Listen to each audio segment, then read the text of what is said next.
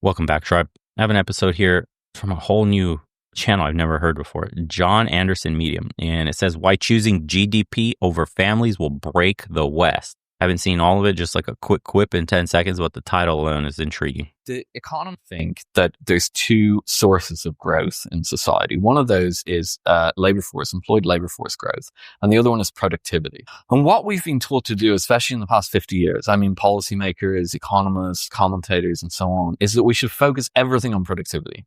So everything has to be about productivity. And this is when in your political life, you'll probably have been around this. You may have espoused some of it. We need to, deregulate something, or we need to encourage entrepreneurship or anything like that. And all those things are great. I'm not denouncing them.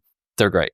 That monomaniacal focus on productivity, I think, is misguided. It's one of two variables. The other variable is employed labor force growth. And to get employed labor force growth, you need two things. First of all, you need potential labor force growth, which is, of course, population. So you need the society to reproduce itself. It really is that simple. And without that, your economy will stagnate. It won't work. We've seen that in Japan. The second thing you need to make sure that potential labor force is employed is that they're employable. And what we see is when you have enormous amounts of family breakdown, you also have an enormous amount of people that can't seem to work. Now, some economists will say, well, just cut the welfare spending, they'll return to work. I think the evidence for that is fairly limited. I think there's just as much of a possibility that you cut that welfare spending and people who've never worked before commit crimes, for example, or go homeless or, anything of the sort. So basically, I think we need to, the whole hyperdrive into productivity has run aground. We have a stagnant productivity growth now. We have 50 years of focusing on productivity, and we now have stagnant productivity growth in most of the West. I think now it's time. Don't want to interrupt. I hate interrupting, but I just make the point. I can't believe it in my own country. Productivity is actually in quite serious decline. It's right. It's come back significantly since it's going down. It's going down. And it's not stabilized. And policymakers have been hyper-focused on, this from government. Policymakers have been hyper-focused on. Yeah, no matter how much you raise productivity on the individual by skill-based training, all that stuff, education, if the population is declining at a rapid rate, you can't outproduce a declining population. You can't outproductive, full decline demographically of a nation. Even if you try to, this is why the mass migration thing is also happening. Europe is trying to maintain its productivity by also importing massive amounts of people. And it's causing other systemic issues, like they're dependent on the government for welfare too much. They can't integrate in society because there's too many of them. There's no jobs available for them anyways. And what they really need is like specialized immigration with people that are already educated. But the already educated people are very mobile globally anyways. They're in demand. So it's like your country needs very high incentives to attract and keep those people anyways. And right now, America's number one. America has the highest salaries, so Europe loses there. Least regulation for businesses and cutting edge research as opposed to Europe, and whatever else you want to count as something important to a person that's doing research on the frontiers of whatever technology or a founder of a startup.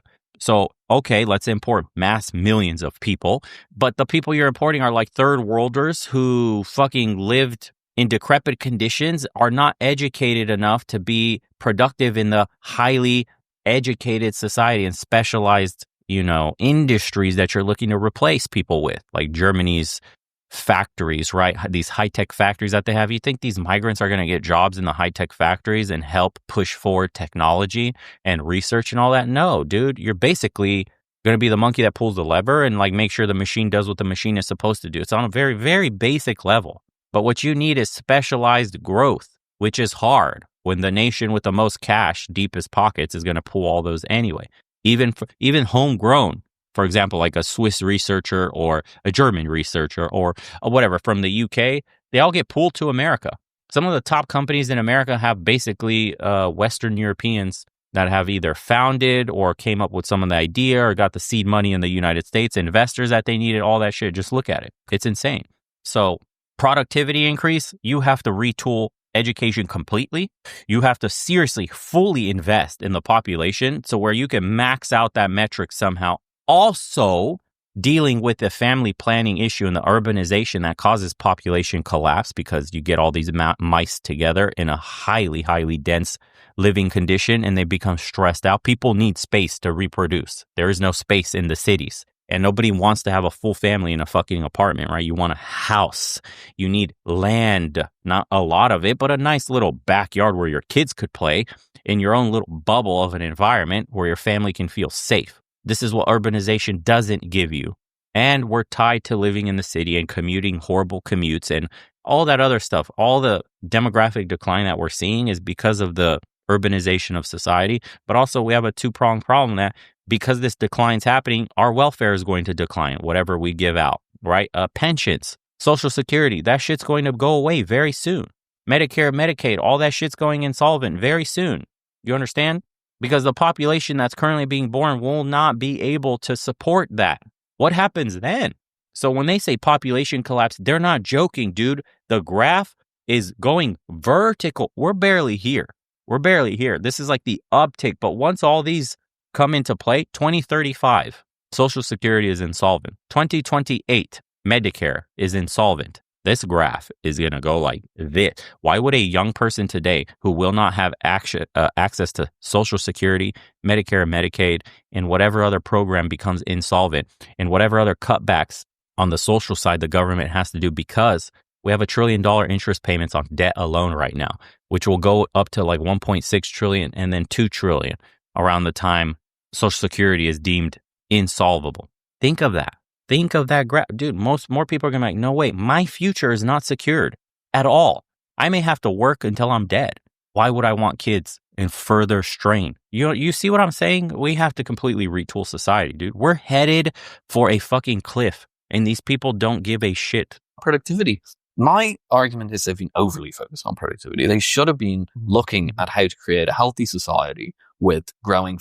And I hate to keep interjecting here, but we live in a corporatist environment. I said it in the last video, Citizens United, huge problem that we've mixed money with politics in a way that's never been before, where they have super PACs, dark money, all these donations. These corporations basically run fully now. They fully captured our government, and they run it in a way where corporations benefit the most. Dude, every part of your life has been monetized. Every part of your life is now a commodity to be sold. You can even, they got the system down so well, they even give you shit for free now because you're the product. For example, you used to spend $50, $60 to buy a video game. There was no microtransactions. You spent $50 one time. You own the game physically in your hands. You could play your video game as many times as you want. They were also nice enough at the time. It wasn't even nice. It was expected that they do software updates to maintain the game in the servers. Yes? It was expected because you invested $50. This product should keep working. Okay. Nowadays, you get a game free to play. Free to play, but you must buy microtransactions. But there's pay to win features. But you need this battle pass to get these bonus points to earn more of this. And then there's the loot boxes. We won't tell you what's in it, but if you just buy this extra expensive box that will house a rare item, then maybe you could sell it on a third-party marketplace for more money than you opened your loot box. You spend far more money on a free-to-play game that comes out broken, that has a bunch of bugs. The servers are fucking ass on launch day. The developers don't keep up and do updates as much as they should. That's society. That's a microcosm of what all of society is becoming. A free-to-play hellhole where the government, aka developer, has a buggy-ass system. Everything they do at launch sucks. They do pay-to-win features, like taxes for the rich going down, microtransactions here and there. You got to pay your way to win and shit. If you want any benefits, it always comes attached with money. This is insane, dude. This is insane. We've commodified everything. And they're worried about productivity skills, squeezing the last fucking drop. It's like, you know, when the game is on the tail end of its popularity, when something new is coming out or it's just old and dated, and they squeeze everybody, every last fucking drop. A new map that gets released, that they used to be free new map releases, you got to pay for it now. Right? You got to pay for everything. Oh my God, these new weapon loadouts, and I got to pay for that too. It used to be you could pick that class and just play. Now you got to buy the class itself. Now you got everything. Oh, the new expansion, you got to buy that full price. Also, wait a second, that's also $30 because it's an expansion. It's like a new game. And that also has all those fucking microtransactions. That's the government today. That's the government. They're squeezing the fucking living shit out of each and every one of us. Every last drop, bro, just to get that last piece. before this system fucking shits itself. Productivity. That's code word for being a fucking corporate slave, for getting them as rich as possible, to the extent where we're now facing a productivity decline because of how shit it, just like the player base shrinks in a game, that the developers turn to shit and start squeezing the fucking life out of you. The player base just gradually declines. People get mad. Bro, too much pay to win bullshit. Locked behind too many paywalls, this and that. The game is buggy. It crashes half the time. There's fucking hackers everywhere. Blah, blah, blah. All of this shit. All this shit is happening right now. This is what you're noticing. To all my boys that have gamed really hard back in the day or still do, you understand this analogy perfectly. Hopefully for those that have never picked up video games, kind of understand what I'm saying, and you're making the, leap in that analogy easy. It's fucking wild. We're watching this shit happen in real time. Stable families, growing labor force, young society. We're allowing our societies to age, and then we're asking why they're not productive. I mean, this should be really simple stuff. It's the economists' fault for focusing too much on productivity. There's a whole story behind that, which we won't go into. But the long and the short of it is economists have focused far too much on productivity for intellectual reasons. They've spread that out to the wider society. And now we're in a big productivity trap. Well, we've tried that. How about we try and form stable, decent families, reproduce the labor force? Even if we have stagnant productivity growth, if we can get decent labor force growth, the economy grows. So in Australia, the great debate at the moment is to apply even more pressure and more money for potential mothers to minimise their time out, have children, and get back into the workforce, get that productivity up. We need you in the workforce. It's really a social policy, in my view, not an economic one. Mm-hmm. I actually think economically it's pretty disastrous because they're not focusing on what really seems to be important, breed your future, to put it bluntly. It's what economists used to call eating your seed corn, as the population what a great term. It's the seed corn. You can either eat it or you can plant it. And we're choosing to eat it. When the population started to decline, we didn't even consciously do it. As you say, it was a social policy. The feminism and so on became very popular. And the idea was basically that, well, we're not growing the society large enough anymore, but we have, roughly 50% of working adults aren't working as much as they should be. It's a myth to say women were working in the 60s, young women were working in the 60s, but you can get more labor out of that source. And so we tapped that labor source. We didn't think of it that way at the time. It was all caught up in, as you say, social questions and so on. But that's what happens. Well, it was one and done, right? We expanded the pool once. It was only once. And then the birth rate came down. And that's a big problem. Now, what am I advocating? Am I saying, chain the women to the stove or whatever? No, we can't do that. Like, even if we wanted to, we can't do that. And we probably shouldn't do that. But we need to figure out a way to make it so that people can have families. Now, personally, I think if given the opportunity and if they don't feel compelled, many women will choose to raise their own children anyway. I just think the polling shows that very strongly. Especially, we're here in Britain, 67% of British women, mothers, and potential mothers say they'd like to be able to have more time with their children.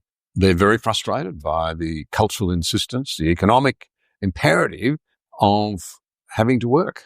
Mm-hmm. And as one of the speakers here, Miriam Cates, the ex-MP, is always pointing out, if you also poll people, not just women, on how many children they want to have, there is an enormous gap. I think it's a child or something between the amount of children people want to have and the amount of children they end up having. So the desires of the population are actually very different from what almost the economy seems to be imposing, or the government or the society, or some combination of all them seem to be imposing on people. We definitely don't want to do anything that's coercive, especially to women. That would be awful. It wouldn't sell well politically. It wouldn't be fair, and wouldn't be liberal. It wouldn't be, well, I just think it wouldn't be fair. I mean, I don't think it has to be liberal.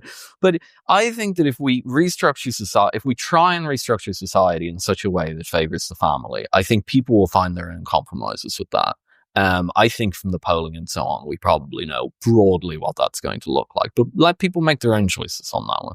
Post-liberalism certainly is neo-authoritarianism. Make your own choices on that. But as a society, if we continue to ignore this, we're finished. Our economy, our prosperity, everything's finished. Mm-hmm. The other problem is that productivity can be a bunch of people filling out paperwork and suing each other, but not actually producing anything of value. So food, houses, and cars are still expensive, but everyone is busy working, quote unquote.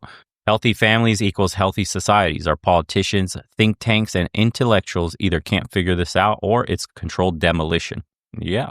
As a dad of 3, this hits home hard. Everything is stacked against you if you want to raise a family in Australia. And then you look around at everyone squeezing in the things that always have had to happen anyway: shopping, doctor's appointments, dentists, funerals, grieving, holidays.